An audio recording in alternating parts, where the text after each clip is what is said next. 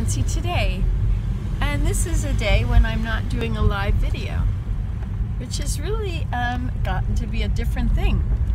When I'm doing a live video and I'm just making a regular video but it's live, then I feel like I am ignoring people that might be watching it, and I'm not sure how I'm supposed to react when I'm on a live video. I mean, what is the protocol? Is it like standing there having a conversation with somebody? Or is it, I don't know. Yes, I guess that's what it is. But what is the expectation from the viewer? Is the expectation that we are having a conversation and I should be having a conversation with them? And are people joining in to listen to other people's conversations with me? How does it work? Am I supposed to just go on about making a regular video but people can comment as it goes? Now that is the most helpful, actually, for me. The other is a little distracting, and I really can't make a video and have conversations. So I think I need to do one or the other, right? So anyway, but I like doing things and having conversations because I like if I'm cooking and people are responding, you know, this is good information. Look at this beautiful place. Have you ever seen anything so beautiful in your whole life?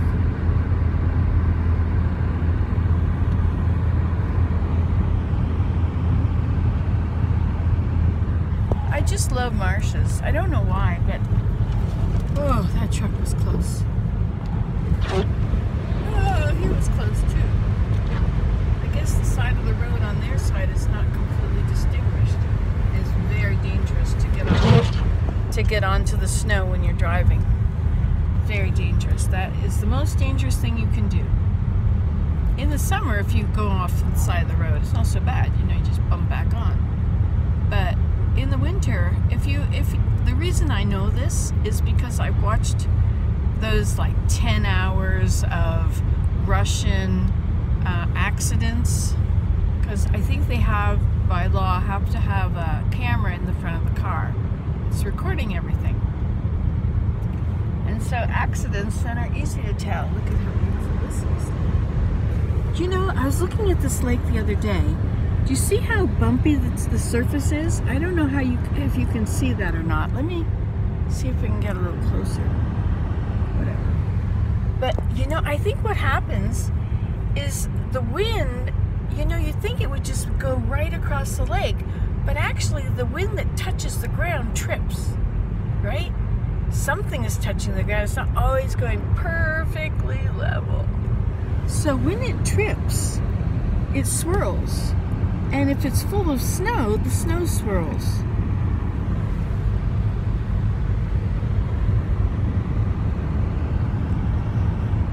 So, somebody walking on the ice, checking it. I think there's an ice hut out there somewhere. I would like to walk to that island now. Do you want to walk with me, Willem? Would you like to walk with me another day? I should probably do it with somebody that's a little more sane than me. Oh no, you know who I should do it with is the people in the village. Gary and his son. And they go out ice fishing. And they walk on our ponds. I wouldn't walk on our ponds. We did play hockey on it once, years ago. Once. In 31 years. Did we play there more than once? I think we did. You might have, yeah. Yes, because when I get into something, I usually do it over and over. And then I lose interest. Yeah, the ice will be good.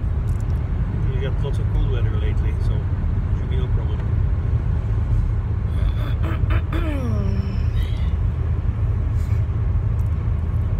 You know, if nobody's there listening, then I feel free to just let my mind wander and talk about whatever I feel like. It's hard for people to follow that, though. Sometimes it's really it can be really annoying to some people that I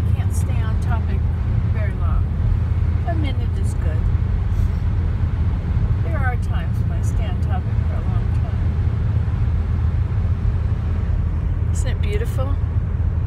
I love winter. I love snow. I even love driving in it.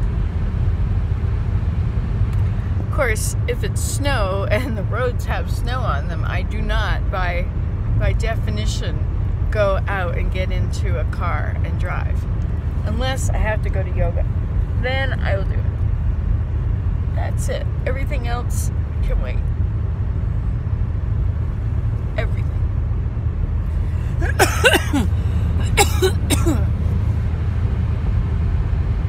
It's getting a little overheated in here, I believe. So I was going to tell you about something. Well, I wasn't going to, but I am going to now because I thought of it. Oh, isn't that interesting about the lake? How the wind creates those swirly designs on the ground. And it's the same everywhere. On a hill or a field, you'd think it would be perfectly flat and smooth.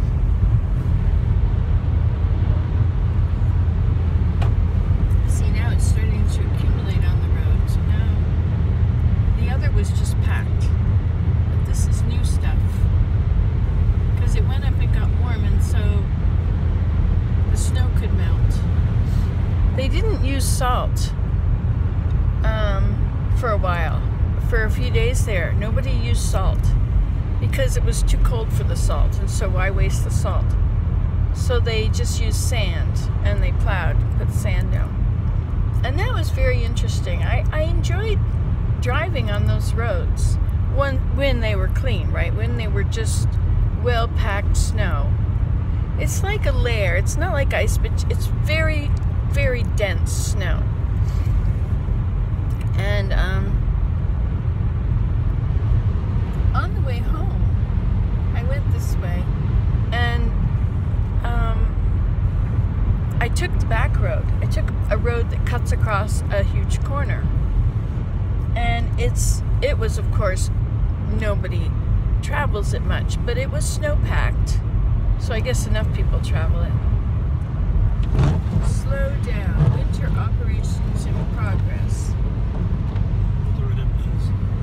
Well, that means snow plowing, or it could be big machinery removing snow from the snowbanks or something, but it's an all-purpose word, don't you think?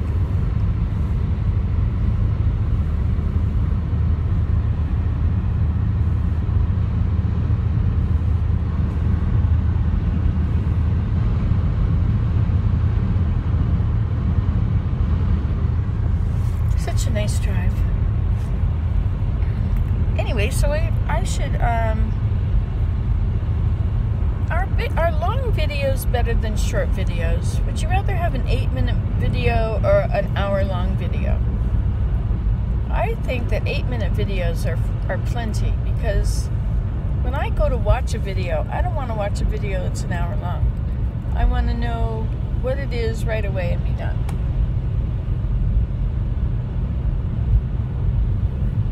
I have my OK Google in the tent, and it is set so that when I say good morning, it will give me the latest news from about 30 sources. And so I can just leave it on. And when I am in the area, I'm hearing it, and when I'm not in the area, I'm not hearing it. But you can't pause it, because then she'll start over at the beginning. Which may be okay because the news changes, but some stations like CBC, the news stays exactly the same for the whole day. You've heard it once, you might as well be done. It would be nice if you could hear a news station where the news is constantly on. And so you know what I learned? All kinds of things that are not on the local news or the world news. Like, for instance, in Denmark has an incredibly large pig industry. There's a disease in Africa, or a disease in wild boar. Boar are pigs. And in the wild boar, which I guess will mate with native boar, or are just so similar that disease passes back and forth. Anyway, so there is a disease, something about Africa. African something. And so they're building a wall a 5-foot high wall that the deer can cross, and they're putting doors through it for foxes and other small animals.